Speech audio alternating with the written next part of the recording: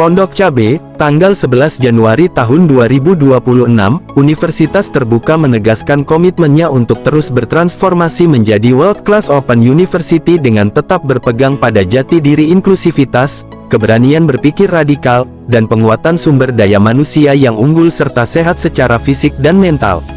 Komitmen tersebut mengemuka dalam refleksi akademik Sivitas Universitas Terbuka yang ditulis oleh Zulfikri Anas, Mudayat, dan kawan-kawan dari PGSD FKIP Universitas Terbuka. Dalam amanat apel Senin pagi, Rektor UT Prof.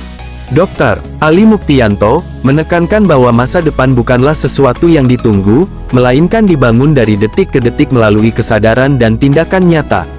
Waktu, menurutnya, tidak pernah berhenti dan justru menjadi pengingat agar insan akademik tidak terlena oleh capaian masa lalu. Refleksi tersebut menyoroti sejarah pendidikan tinggi yang kerap eksklusif dan menyingkirkan kelompok tertentu atas nama seleksi dan keunggulan. UT hadir sebagai anomali yang bermakna, sejak berdiri pada 1984 membawa misi menjangkau mereka yang tak terjangkau, baik secara geografis, sosial, ekonomi, budaya, maupun psikologis. UT berdiri di atas keyakinan bahwa setiap manusia memiliki potensi untuk belajar, sepanjang akses dan kesempatan dibuka. Di tengah era digital dan VUCA, volatility, uncertainty, complexity, ambiguity, UT dinilai tidak sekadar mengikuti perubahan, tetapi menjadi arsitek masa depan pembelajaran. Kemandirian belajar menjadi ruh utama pendidikan di UT, sejalan dengan gagasan pendidikan yang memerdekakan sebagaimana diwariskan Ki Hajar Dewantara. Tulisan tersebut juga mengingatkan bahaya kapitalisasi pendidikan tinggi yang menggeser makna pendidikan menjadi sekadar keterukuran administratif, peringkat, akreditasi, dan target publikasi.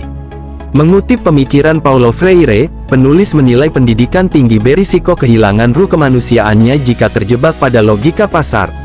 Dalam konteks ini, UT didorong untuk menunjukkan bahwa keunggulan global dapat lahir dari inklusivitas, relevansi, dan keberpihakan pada manusia.